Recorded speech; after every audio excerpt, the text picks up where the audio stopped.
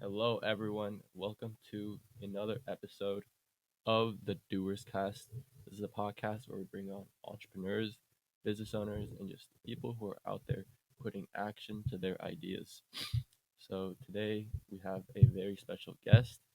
I met him about 2 weeks ago, right here at Capital Factory, actually, at a networking slash launch event, and he's actually he's helping entrepreneurs improve their health and lifestyle through coaching. And he's the founder of his company called Empoweredpreneurs. So I thought I'd bring him on today and talk to him about what he's doing and his story. But yeah, without further ado, please welcome Mr. Omar. How's it going, man? Thank you. Appreciate you. I want to make sure I'm speaking into the right mic. Oh yeah. Okay, cool. All right. I guess we'll just have both of them. Two better than one. All right. So, what do you want to know? Yeah. So, I guess we can start off with like your origin story. So, All right. How did you get started with Empowerpreneur? Like, story behind it. What made you want to start everything? Yeah, good question. So, my hero's journey dates back to the ancient days of Omar, where I was a 12-year-old scrawny little boy who just felt insecure, wasn't confident in his skin, used to get bullied, didn't feel attracted to or attractive to, the young teenage girls at the time. Think about it, it's pretty funny. I feel that. But I know that a lot of men are in the same position that I was, and whether you're, an older young man like we are, or you're even, a 34-year-old dude who's already married, it really does matter the condition of your physical health. It's a reflection of your character and a reflection of your business as well. So for entrepreneurs, why that matters is because if your health is not dialed in, you're putting improper inputs in your body, the food that you're eating is low quality, the content you're consuming is low quality. I mean, maybe you are successful to an extent, maybe you're able to perform at a certain level, but how much better could you be if you dialed in your nutrition, your training, your lifestyle, right? So my focus is really to help young men actualize themselves, become better leaders and better businessmen through optimizing their health. Most guys look at books, business mentors, different strategies to try and accomplish that. But it's right there within you. That power is already there. It just needs to be unlocked. Exactly. Okay. And so for me, I, at 12 years old, stepped foot into a YMCA and felt strong for the first time. And it was a place where I didn't feel weak. So I continued to go day after day, skipping homework to go to the gym. I'd be there for hours, trying out different exercises I watched on YouTube. And I would read books, read articles all the time on human anatomy and physiology, just always learning. Wait, where are you from, by the way? So originally grew up in Boston area. I was born in Boston, raised in Massachusetts for about 14 years or so. Actually, a lot long. No, literally my whole life until like 19. I don't know why I said 14, but yeah, for a long time. And then I moved out to Salt Lake City, lived there for a bit. Moved out to California, lived there. Then moved to Toronto, lived there. Wow. And Atlanta for a little bit, and then came here. So I've been pretty nomadic the past few years, really just continuing to build this mission and go where the world takes me. But yeah, it started with that little boy that was insecure, scrawny, used to get picked on, picked last in every sport, and just didn't want to be that anymore. So made that decision one day, never looked back, a decade later after training and being in the gym consistently for a decade. I finally am here now to the point where I'm coaching, 20 to 40-year-old men in business on how to optimize their health so that they can scale their business and move the needle forward, not just in business, but in their relationships and in their quality of life. Mm-hmm.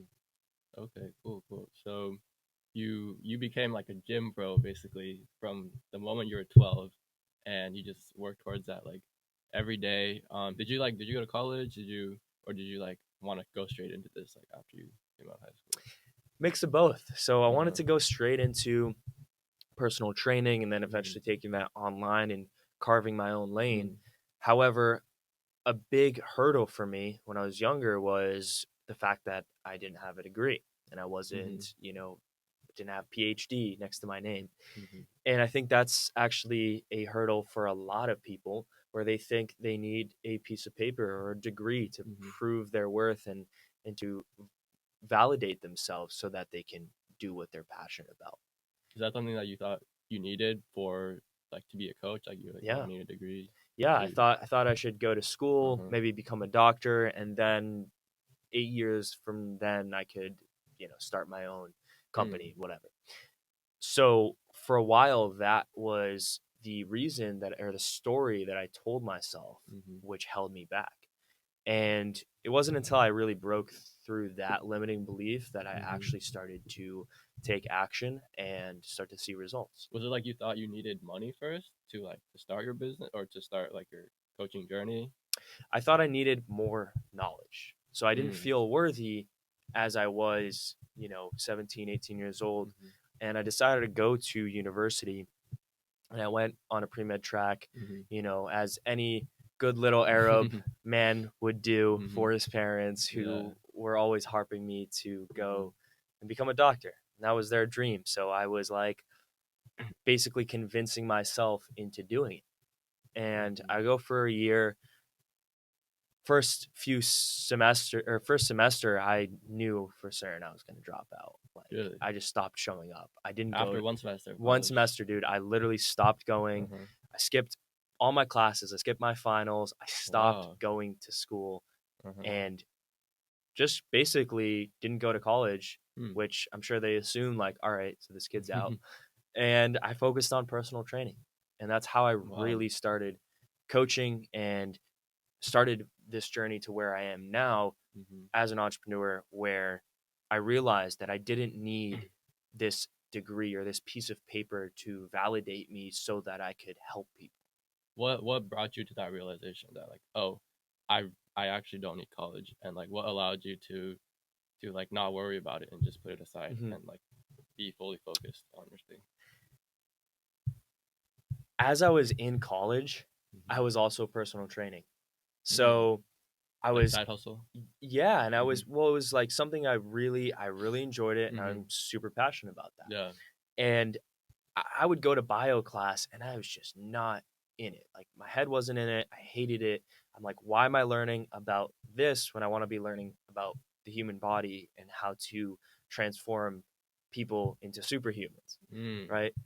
So I would go to the gym, after I'd go to my college Mm-hmm. classes and I'd personal train and I'd work out and, teach people and help people get stronger, look better, feel better. And I'd see right then and there, the proof was in the pudding. Like I could do it Mm-hmm. because I was already doing it.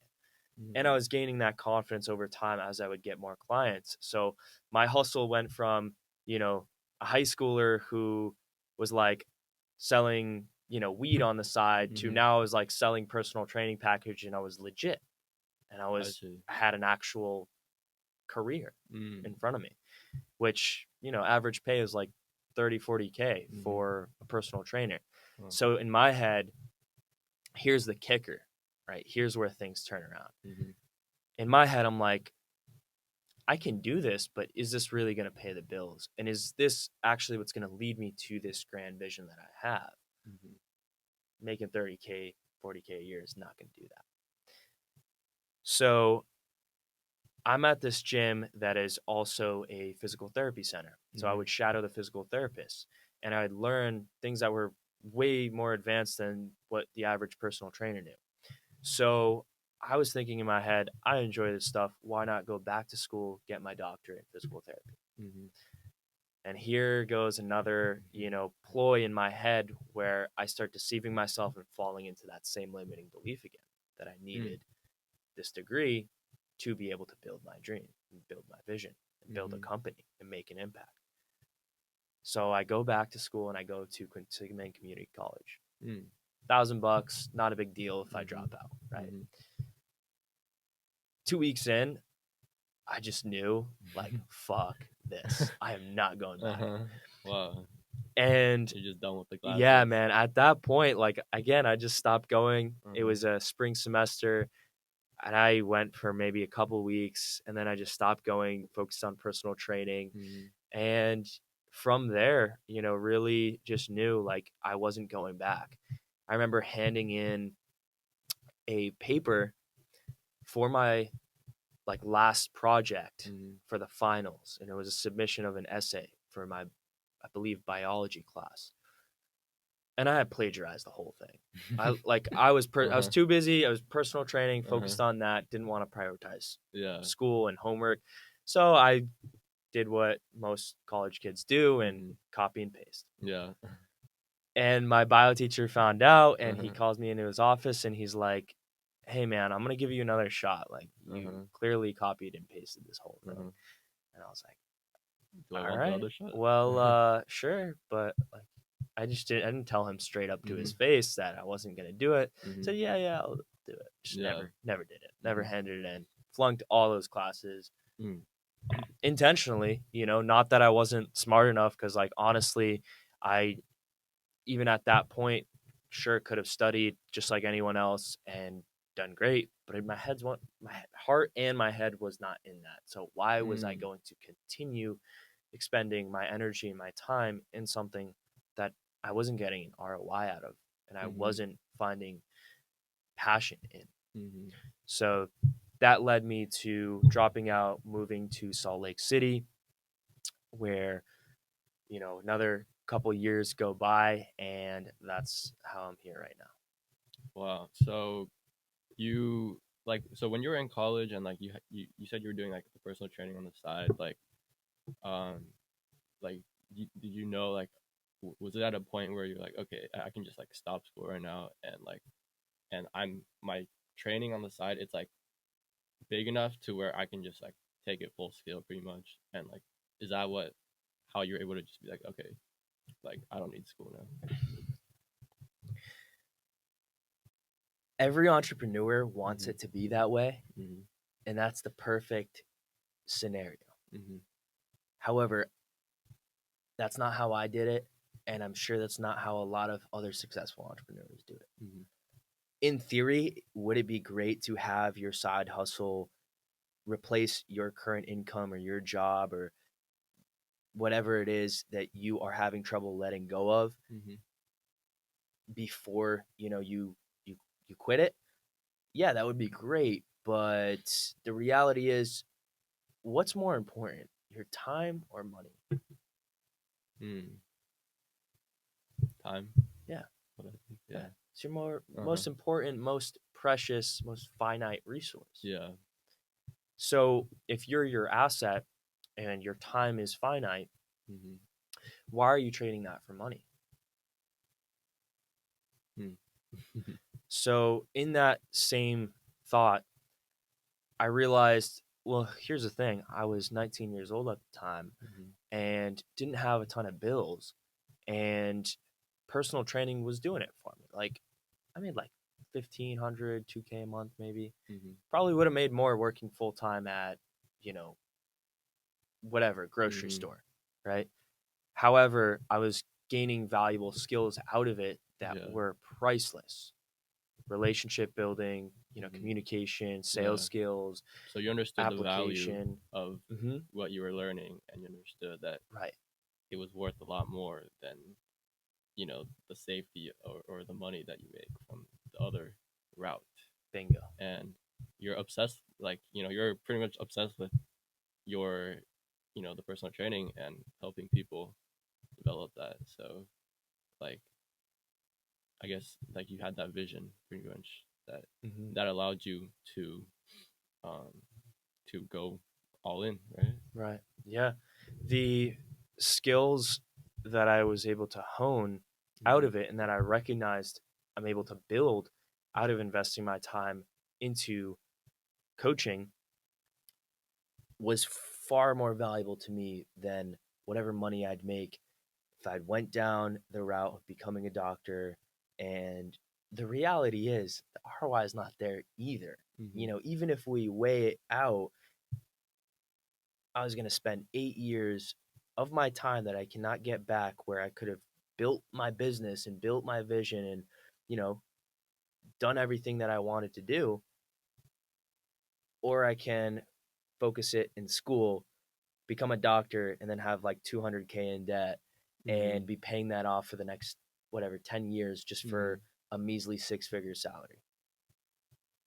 Was there a moment where you were like, where you were just like super scared, and Oh yeah, you were like, dude, I was man, scared I for don't like know if I 3 can years do straight. this? I was scared Uh-huh. shitless. Mm. Literally the whole time. My parents calling me a failure because I dropped out, and my buddies over here, about to become a doctor multiple times. My parents were telling me that I was a failure for years. That's why I moved out of their house. So they just like stopped supporting you pretty much after you Stopped like... supporting me. I was supporting myself since the age of 16, like financially. Oh wow, that's crazy, man. Other than like having a roof over my head, my father was very adamant about raising men, not little sheltered boys. So he was like, yeah, man, you're buying your own clothes. Like, if you want to go out, you make your own money, So early on, I picked up that discipline, that desire to provide for myself, and that understanding that no one's going to save me but myself, and I got to take care of me. So, daddy's not going to pay me. Daddy's not going to give me the bills. He's not going to give me a free ride to school. Like, I have to earn that shit. And I think a lot of people are very blessed and fortunate to have that financial support potentially from their parents. And if you have that, do not take that for granted. Use it wisely, but do not depend on it or become reliant on it either. Because people get too comfortable. They start relying on their parents' money, and then they forget, oh, wait, one day I'm going to have to support myself. Yeah, that's a lot of people in college right there. Yeah. So your dad, his definition of what it means to be a man was like completely opposite of what your definition was. And like was there anyone that uh like people around you that you that like supported you, or did you feel like really alone like the whole time, like on that That's a journey? great question. I had a few friends that were about it, that lived in a way that was in alignment and that had the entrepreneurial mind. Maybe they were building their e-commerce stores at the time, which was the case for my best friend at the time. And I had people supporting me, but not really. What I mean is, I had friends, but they were like, you're fucking crazy and you're stupid for dropping out. My closest friends, all of them, they were like, dude, you should go back to school. Like, not one person said, I support you. Really? Keep doing what you're doing. No one. Not my parents, not my friends, nobody. So how are you able to to believe in yourself like throughout that, and believe that what you're doing is the right thing for you? It was really a deep knowing within myself. And I feel like tuning into what I really, really desired and knowing that it was possible, seeing other people doing it, and being in this age of social media where we're able to witness firsthand, the empires that others are building. You often find yourself falling into that trap of comparison. However, on one end for me, it was really inspiring, and I was seeing, wow, it is possible. I can drop out and be super successful. And on the other end, I had my parents and friends who were basically dishing out comparisons every Mhm. day. Like parents were comparing me to their friends' kids. Mhm. And, my friends were telling me like, you got to have a backup plan. You got to have a plan B, or, you're stupid. You're destined to fail. Mhm. And that took a huge toll on me. Mhm. Like it was very deafening and very burdening to hear that from my parents, who I thought would be the ones out of anyone, if Mhm. anyone, that would support me, Yeah. right? Yeah. And when they weren't, and out of love for me, obviously they wanted the best. Mhm. However, when I realized that they did not really see me or understand me or know Mhm. what I wanted, I felt like a complete outcast. Mhm. And I felt like I did not really have friends like Mhm. that actually understood me and were there for me. And this was a theme that I had early on. That was another limiting belief that I set out to break and have overcome now in the work that I do. Especially, it's a common theme for a lot of people. For someone to Mhm. feel like they're not worthy, or someone to feel like they're not heard or understood. Yeah. Deep down, maybe a lot of people and these viewers might feel like that right now. Mhm. It's important not to bottle that up and suppress it, and to actually make peace with that, accept it, realize it, be able to be vulnerable with someone Mhm. else and share that, so that you can really heal. Yeah. Definitely. Because I went through things, like physical and verbal abuse that created those traumatic patterns that I Mhm. lived in my head, which for years were holding me back from Mhm. building my business, from really going all in on entrepreneurship. Like Mhm. when I started to gain some traction, I would self sabotage. Mhm. So what happened when I moved out to Utah? I was 19, Mhm. wanted to personal train out there, found a amazing gym, Mhm. tons of celebs and and rich people would train at, and I was like, I'm gonna bank here. I'm gonna Mhm. do great. Didn't get hired, was super upset, and I just self-loathed and picked up a corporate job, fell into the corporate lifestyle and that Mhm. rat race, and lived in this toxic environment, and actually went from the fittest I'd ever been in my life Mhm. to the fattest. Wow. Over the course of a few months, I gained like Uh-huh. 40 pounds. And during this time, you're like, you still in the back of your mind, you still had that vision of Mhm. like, you know, being what you are today, basically. And um, and so how did that feel? Like were you just like, man, I need to like put this to the side, or like, Yeah, at the moment when I was like 200 plus pounds, I was pretty much like way overweight. mm-hmm, Didn't even recognize that once fit guy who was a personal trainer, who I thought was like the guy that was going to make it. mm-hmm, I didn't even recognize myself. Like looking in the mirror, I was like, wow, this is a completely different person. mm-hmm, And in the back of my head, I knew deep down still that I wanted to create this free lifestyle, to be able to travel whenever, wherever, to be able mm-hmm, to support my family, my parents, my friends, to be able to be free from, a corporate job, and be on my own time and do mm-hmm, what I love and impact people and change lives and get people healthier and stronger. So knowing that, I knew I was going to turn it around. It was just a dark period of time in my mm-hmm, life where I was not. I was procrastinating it, just like many mm-hmm. people do with their health. They But continue uh-huh. procrastinating, and they get to this point where they hit that rock bottom. So And you hit rock bottom that at was my that rock point. bottom. Mm-hmm, Yep. Super depressed, suicidal, did not want to live anymore, and just hated my life. mm-hmm, And from that point, my friend had actually basically gave me a meal ticket. Like he saved my life because I was going down a dark path. Mm-hmm. And I was binge eating, every single day. Again, dropped all the habits in the lifestyle that I had before. Like, that was the first time in 7-8 years since I started training Mm-hmm. that I stopped going to the gym consistently.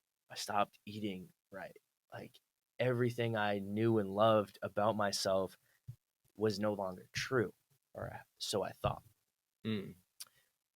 So basically, I got myself out of that environment, moved out of Utah, moved back in with my parents for a little bit, lived with my buddy actually who I was working for. He was the one that gave me this meal ticket. Mm-hmm. And I was working for him, doing kind of what I thought I could help him with, helping him create content, set Mm-hmm. appointments, like random shit. He was just giving me a job. He just knew that Mm-hmm. his friend needed help and he Yeah, was helping me out. and you're just doing things that are reaffirming like your values. Yeah. Right? Yep. Yeah, exactly. And at that time, like getting on my feet again, saving up, Mm-hmm. making sure that I'm good and I don't get back to that place where, I got zero or negative in my bank account and I'm just like feeling worthless and insecure about everything. Because when I was in Utah, that's where I had gone to. I was working a corporate job, and like at this corporate job, people ordering pizza, and like I'm watching my gut spill over my khakis, just Mm-hmm. hating everything about it. Mm. And that person that I was then has gave way to who I am now. So what I want people to take away from this is I had to go through that to get to where I am now. And Mm-hmm. those dark times served as a reminder to who I am. And now I can tune back into it, remember, and be grateful for the fact that I am in this body and I do look incredible and I feel incredible and I can help others do the same Yeah. because I've gone through that. I know what it's like to be depressed, to be suicidal, to be Mm-hmm. obese, or to be skinny. Like, Yeah, I man. know what it's like. I've been kind of on both ends of the Yeah. coin. Do you think people need to experience that quote unquote rock bottom in order to I guess like appreciate them like what they have and be Mm. like, damn, I I don't want this, or like, because that like I feel like for at least for me, I think it's really important to to understand like what you what could happen if you don't work towards what you want, or like if you're procrastinating. um and like for me, that's like a big motivator for me to like personally reach my Yes. goals. Yeah, usually people are a lot more motivated by the negatives and Mm-hmm. the consequences than they are by the positives. That's why when you're in sales, you kind Mm-hmm. of dive into the pain more than you do the dreams of that person. However, do I think someone needs to hit rock bottom in order to make a change? I think rock bottom is a choice. Mm. It's not something you wait for. I mean, sure, By you could choice, you mean? you could keep waiting. Mm-hmm. By choice, I mean I chose for that to be my rock bottom. I chose for that to be my turning point. Mm-hmm. Could I have kept going deeper? Sure. Mm. Could I have I see. kept binge eating and gaining more weight? Could I have, Yeah. ended up like addicted to smoking weed every day like I Mm-hmm. was, sophomore year of high school, which I was headed down that path and working a corporate job that I hated. Mm. Yeah, I could have kept doing it for months longer, Mm-hmm. but for me, that was rock bottom and I realized, wow, I do not want to live like this. Yeah, because at some point you have to just realize this is this is enough for me, right? Exactly. Yeah, draw Mm. the line in the sand and step over it, never look back, because the reality is it comes down to that simple decision.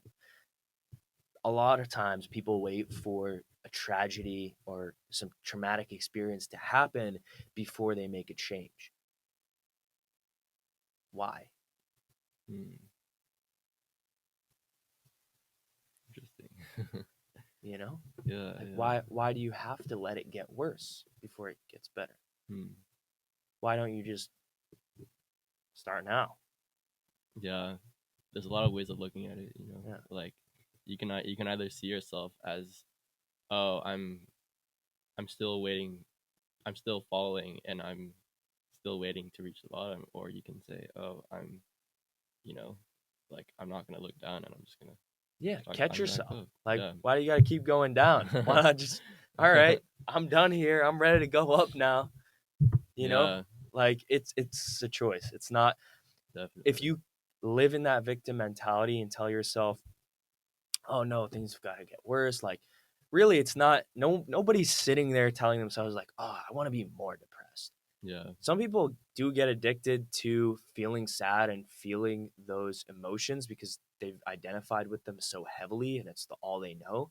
And Mm-hmm. the ego wants what's familiar because that's what's comfortable. So it wants to Mm. keep us safe.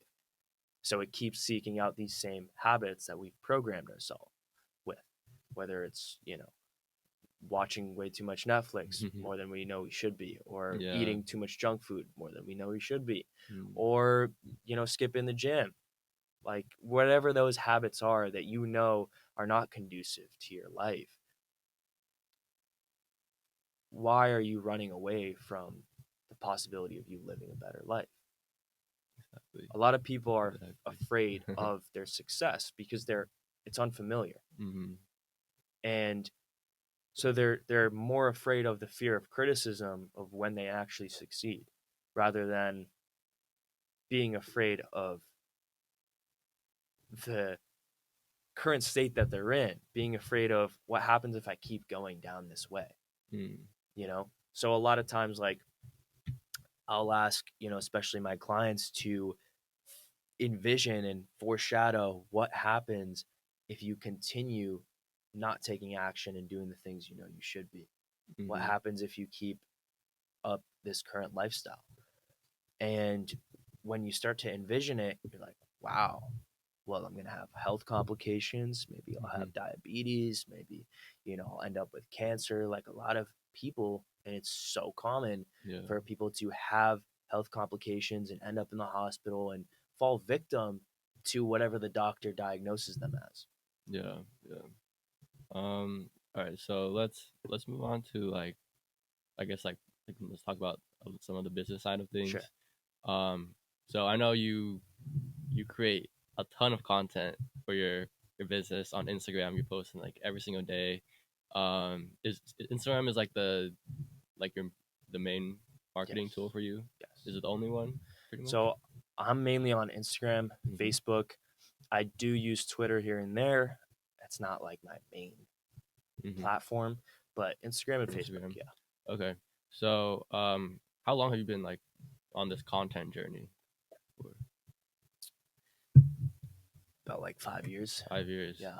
Wow. So, what do you have, like a content strategy? Like, what do you um choose to post? I know you post like some like funny stuff sometimes, and you post a lot of really amazing like IGTV videos that I've watched a lot of those recently. They're super awesome. Of you like just you talking to the camera about self development related things. Um, but yeah, like what's your kind of like strategy, I guess, for content Authenticity. authenticity? That's my strategy, man. Mm, Yeah. A lot of people have like this whole formal thing where they're like sitting down every week and they're like, all right, I'm going to talk about this. All right, do this. Honestly, man, I go with the flow. mm-hmm, Like all those videos that I post, I don't sit down and like sure, I might write out, like a few things here and there and some pointers, or I might actually have like in my phone where I mm-hmm, just do some journaling. I'll outline some things that I want to talk about, mm-hmm. but I just let it flow naturally. So you're And like, then okay, today I feel like talking about this, so I'm yeah, just gonna go on and yeah, post it. yeah, it's more of like inspired action. So whenever I feel compelled to talk about something, Mm-hmm, pick up the phone, boom. I don't overthink it, one take every single time. Literally rarely ever retake something mm-hmm, because to me, it's like, how would I say something if you were sitting right here in front of me? mm. You know? Have you always been comfortable like Fuck talking no. to the camera? How did you get comfortable with that? I realized that that it's no different from this. Mm-hmm. Sure, you might not be sitting right in front of me, Mm-hmm. but there are thousands of people online that are sitting right in front of me. The only difference is I can't see them right now. Instead, I'm just Mm-hmm. seeing this little circle on the camera. Yeah. But like, I'm letting my spirit flow into that, you know? So you just pretty much take that to the heart, and so like you record it. You're like, you don't let like the the what if I could change this, or you Yeah, don't think no, about no, that. You dude, just like I do not think about it. mm-hmm. And the moment you start to think about it, I want you to ask yourself, where is that coming from? It's coming from that critic within you, the person that's judging yourself, Mm-hmm. the person Yeah. that's worried about what he thinks and she thinks and he thinks and she thinks. If you actually were to probably go back and watch it, it's probably a pretty good rep. Like, I rarely Mm-hmm. go back and watch my videos Really? ever. I actually don't. Like, dude, Oh wow. I take the video and I'm like, I know that was good because this is what I would have said in the moment to a client or to a friend or whatever. Mm-hmm. Boom, post it. Wouldn't it help to look at it to be like, oh, I can improve this for like the future or something like that? Maybe? Yeah. So to be honest, man, I know I'm improving Mm-hmm. constantly every day. I don't have to be hypercritical of myself to improve. I just keep putting the reps in Mm. so that a few weeks from now, a few months from now, a few years from now, I'm speaking on stages in front of thousands of people and I'm doing it and I'm damn good at it because I've just been putting in the reps rather than person B who may have been putting in reps but just a lot less frequently and is overthinking every single little rep and going back and watching every rep just like you are in the gym. Sure, it's great to be critical of your technique and Mm-hmm. I'm all about that. Form first, right? You want to make sure you're being, polarizing, you're being empathetic, you're actually portraying who you are. And if you say something that sounds idiotic, cool. Likely no one really even paid attention to it. Probably no one gives a Mm. shit. So, Yeah, people th- don't care about yeah, like you as much as you think people do. Yeah. exactly. Everyone's got their own shit. Mm-hmm. Everyone's got their own insecurities. That's Mm-hmm. what makes us human. Like we've all Yeah. got that in common. 100%. So if I say something that I second guess myself and then I go down this rabbit hole of thinking, oh, I got to retake that. I got to do this and that, Mm. say this differently. Well, then I'm just kind of cloaking my Mm. authentic self and the person that would have come out in the moment. Mm-hmm. And that's why I only take one take. Yeah, definitely. It's important to not like always be seeking perfection, Right. because like perfection is Kills. yeah, like you can never there's never gonna be like 100%, Yeah. like so Perfection is the enemy of progress. yeah, definitely. What have you learned about just like content in general, I guess, and like over the years, like um what's changed, I guess, and like yeah, what have you learned? Mm. What changed is that I actually stopped being hypercritical of myself. Mm. And now it's not really a big deal. Like when I post a video, I don't really think anything of it. Mm-hmm. I'm just like, if you walked into me on the street and you met me, I want it to come across the exact same way as I am on Instagram. Yeah. I don't want to be that person that's different, that's living one life online than living another life in person. Mm. So I used to polish my content and overthink everything and watch every little video. I used to do all that Mm-hmm. for years until like I don't know the past couple years to where I've gotten to a place in a certain point within myself where I'm just confident in who I am Mm. and I know that I have an extreme amount Mm. of wisdom and value to provide to I the see. world. So I think when you become really confident, Mm-hmm. to put it simply, you're comfortable in your skin, the content comes out better. And so Mm. I would start off really for anyone who's looking to create more content or looking to build more business. We all know content's king. Mm-hmm. Just put yourself out there more and raise your vibration. Do things that make you feel more confident. Yeah.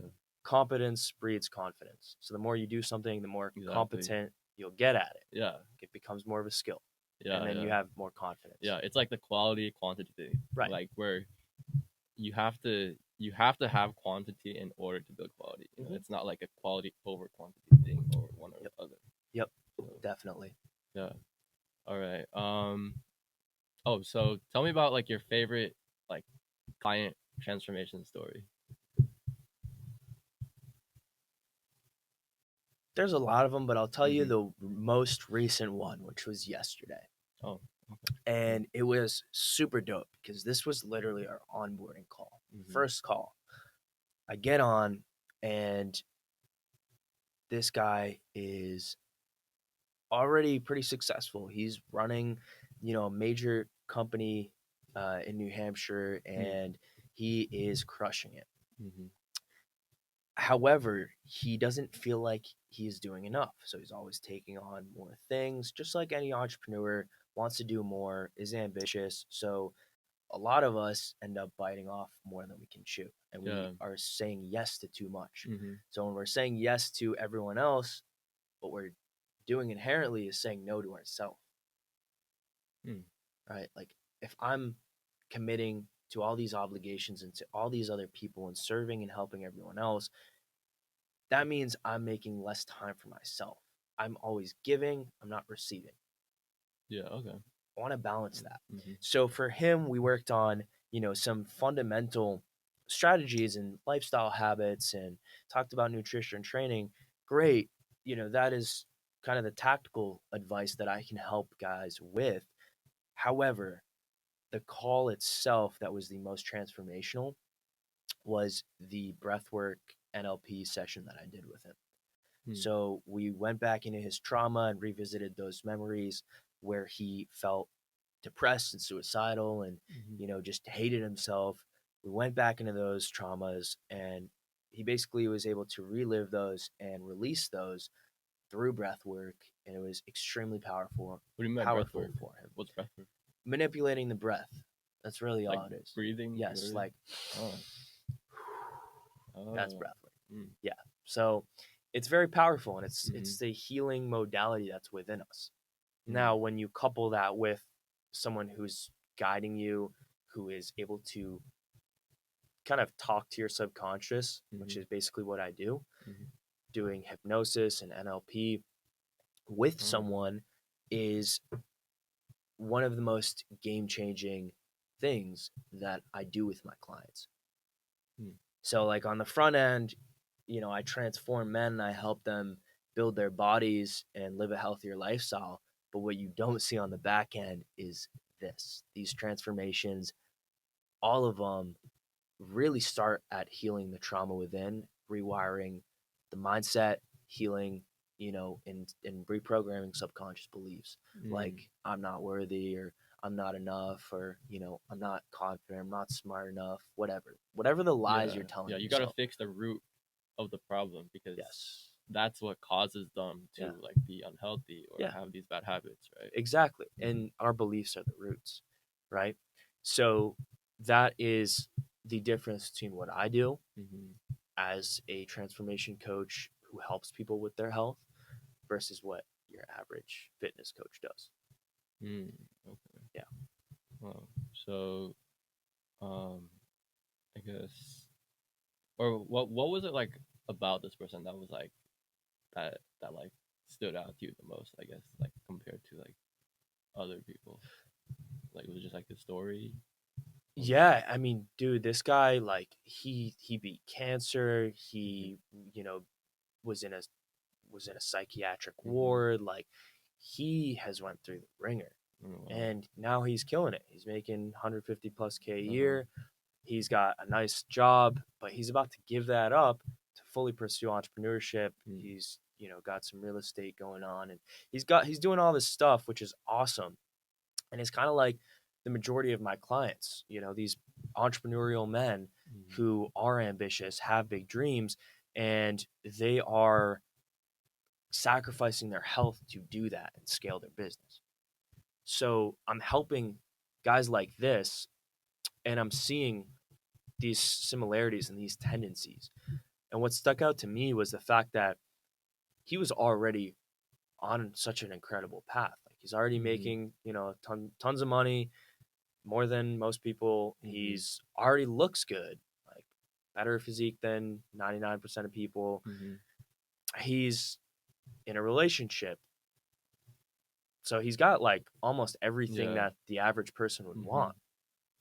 He's got a house, whatever, nice car, almost everything that the average person would want.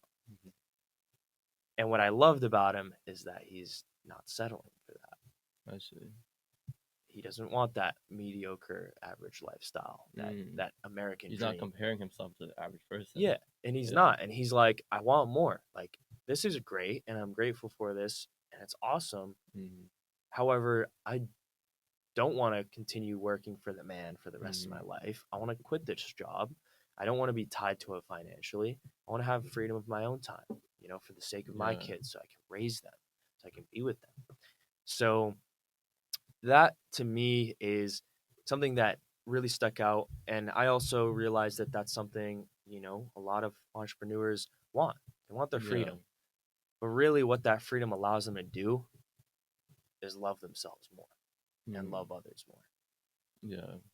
Do you feel satisfied, or do you feel like you're never satisfied and like you're always like wanting more? This is a great question because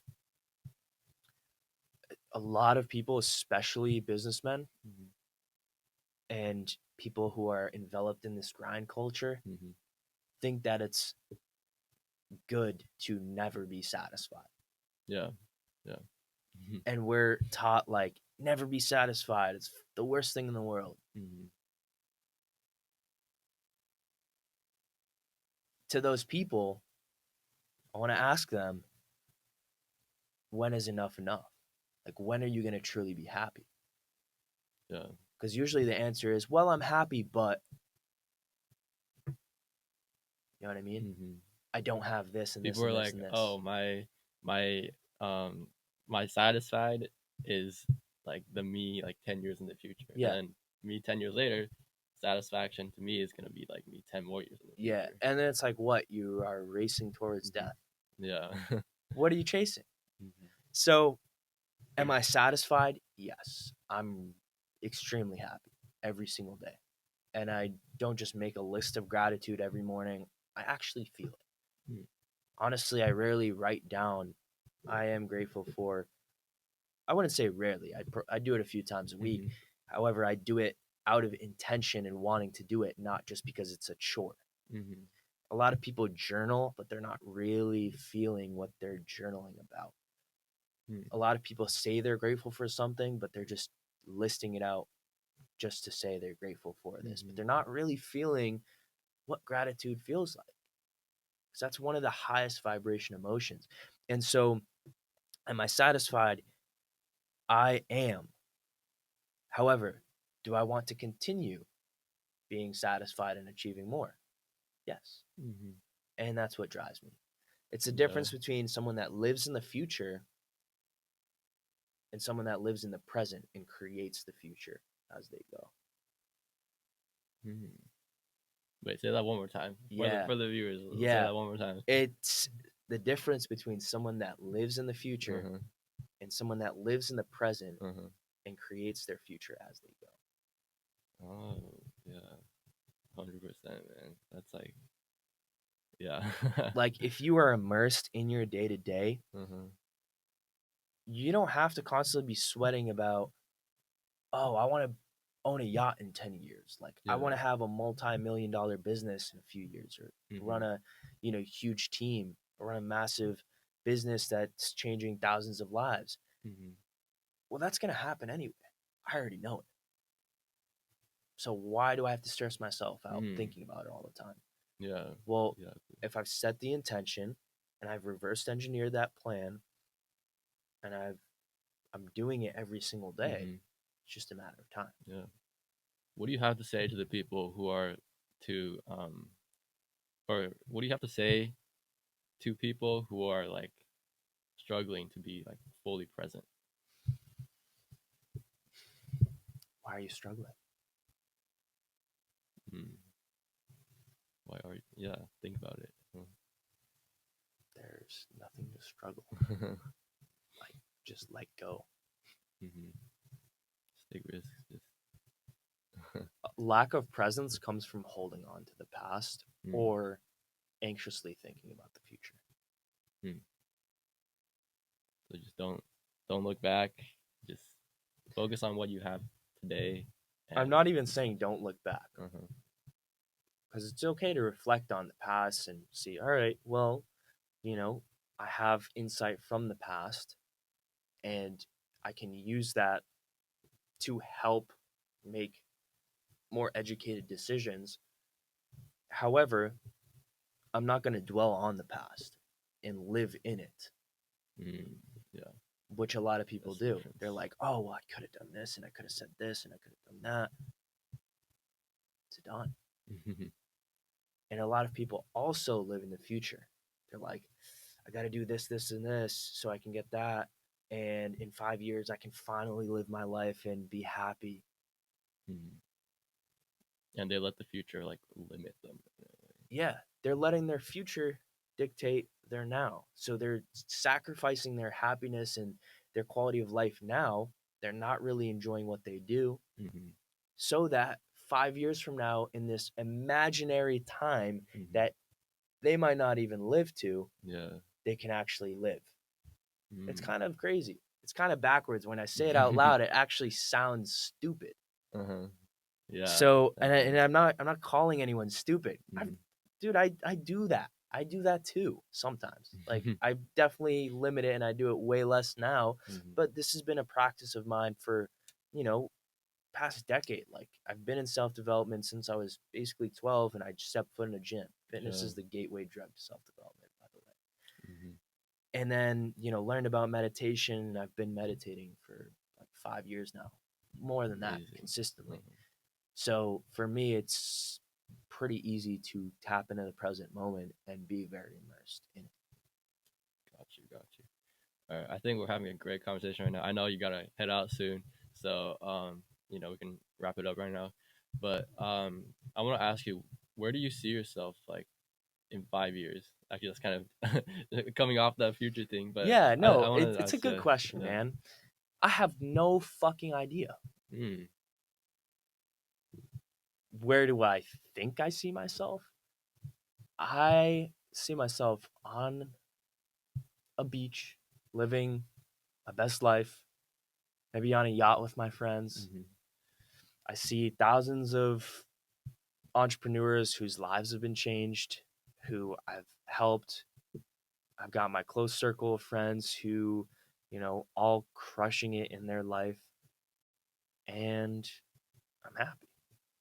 I like that response, man. Like, there's no reason to need to worry about it, man. Just live it. Just live. Just go with the flow, man. Exactly. It'll manifest. It'll manifest if you're really taking action in alignment every day. Alignment might look different for you than it looks for me and the next person. However, I think a big thing that you can do right now to help you live more present and help you manifest things is trust. Trust yourself, trust in the universe to give that back to you, and let the law of attraction, the law of vibration play its part. It will bring the right people to you. It'll bring the right opportunities, and you'll be able to create the right opportunities because you'll recognize them when you see them because you're aligned and you wake up every day and you've got this burning passion and fire for what you do. And so it's going to happen. It's going to happen, man. If you already see it up here and it's already happened in your mind, it's just a matter of time that it happens in this 3D world. Yep. Just got to trust. Just got to make it happen.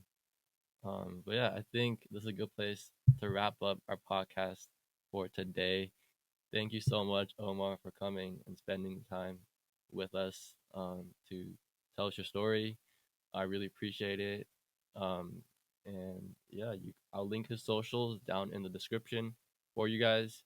And be sure to go check out his Instagram at swolsocrates. But yeah, that's all for today. And I'll see you guys on the next one. Peace.